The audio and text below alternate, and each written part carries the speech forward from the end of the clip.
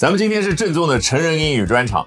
梅梅的男朋友 Travis Kelce 在最近一次播客节目里面就聊到自己卧室里面的点事儿。英文文章里面说的是 dry spell， 一下子就让美国网友炸开了锅。那究竟怎么一回事呢？我们今天就来看一下这篇英文文章是怎么说的。Travis Kelce may have raised eyebrows after offering advice on sex and claiming he has never had a dry spell in the bedroom. Travis Kelce 也就是梅梅男朋友啊，他呢在最近一次提到了关于夫妻房事方面的一些建议啊，具体说到了他呢在卧室里面可从来没有经历过所谓的 dry spell 干涸期。这番言论呢就引发了大家纷纷抬眉毛。这个老外表达开眼界呢，说的就是 open their eyes， 把眼睛睁开来。但是一旦要表达某件事让他们非常的惊讶，甚至呢让他们很失望很生气，想要批评的话，他就会说 raise eyebrow， 就眉毛都抬起来了。这的 dry spell 不光是我们今天学习语言的重点之一，也是这次争端的一个重点之一。那 spell 在这儿指的是一段时间，所以 a dry spell 是一段干旱的时间。对的，原本指的是庄稼欠收，因为有一段时间是干旱的。但是假设这个 Travis Kelce 在节目当中真的本人说You know what? I never had a dry spell with Taylor. 那这个人就开黄腔。但说实话呢，我们团队一起把几乎市面上能找到的他那个播客视频的内容全部看了一遍，并没有看到他本人说这两个词。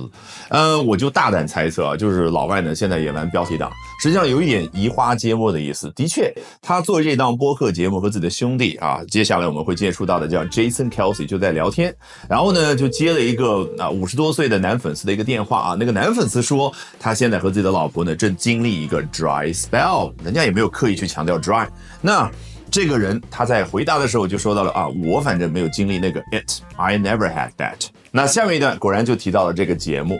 The NFL star, now over a year into dating pop powerhouse Taylor Swift, dished out some X-rated tips during a discussion with his brother Jason Kelce on their New Heights podcast。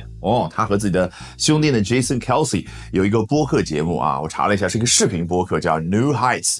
他本人可是一个 NFL 美国职业篮球橄榄赛当中的一个明星现在他已经和 Taylor Swift 谈恋爱超过1年的时间了。请问你的第一反应用英文怎么说He has been dating Taylor Swift for more than a year。 能这样说已经很流利了。但是英文有一个非常简单的用介词的表达叫 now over a year into dating pop powerhouse Taylor Swift into。你看对应的是什么？一个进度条的感觉。比如说一场比赛45分钟，当他比到5分钟的时候，英文怎么说？ 5 minutes into the game。 当他和 Taylor Swift 已经谈恋爱超过1年的时候，那就是 over a year into 这个进度条本身。那在哪个方面呢？ Dating pop powerhouse Taylor Swift 和流行音乐的天后美眉谈恋爱方面。这个 powerhouse 你想有多直白，原本指的就是充满能量的发电厂，难怪 power 现在还可以指电力。那么外国人后来就觉得，如果有一个人、一个国家、一个组织、世界上任何一个对象它充满能量，那我就可以指着他说 powerhouse。 我看到美眉，看到张学友这样的人， wow a powerhouse。 看到上海这样充满活力的地方，深圳这样充满创业精神的地方， wow a powerhouse。 看到中国这个国家， wow a powerhouse。 好，回到原文，这位橄榄球明星具体做了什么事儿？ dished out some X-rated tips。Dish 原本指的是那个小餐盘、小碟子，那么 dish out 做动词短语，你看对应的画面是什么？出餐了，吃牛肉、吃羊肉、吃羊排了，那么就有一种我提供什么东西的感觉。所以呢，他就提供了一些限制级的建议。这个 X-rated 很多男同学根本不用翻译成中文，是不是？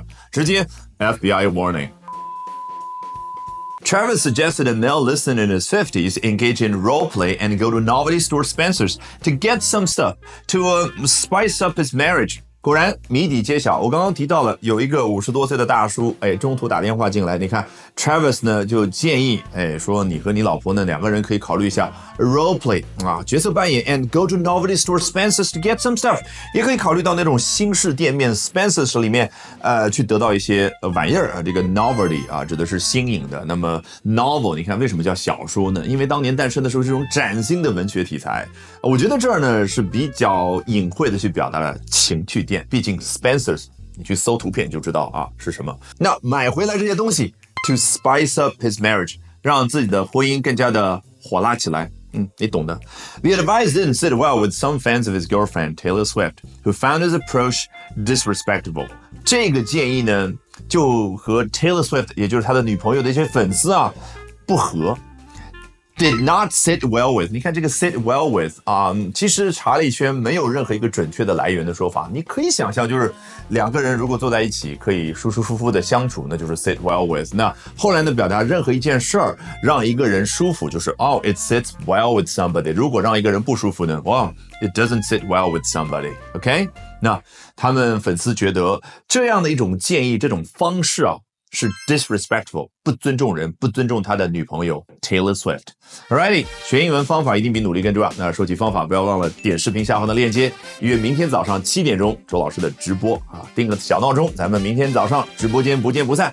那最后呢，按照我们的老习惯，从头到尾咱们裸听一遍。Travis Kelce may have raised eyebrows after offering advice on sex and claiming he has never had a dry spell in the bedroom. The NFL star, now over a year into dating pop powerhouse Taylor Swift, dished out some X-rated tips during a discussion with his brother Jason Kelce on their New Heights podcast. Travis suggested a male listener in his 50s engage in role play and go to novelty store Spencer's to get some stuff to spice up his marriage. The advice didn't sit well with some fans of his girlfriend Taylor Swift, who found his approach disrespectful.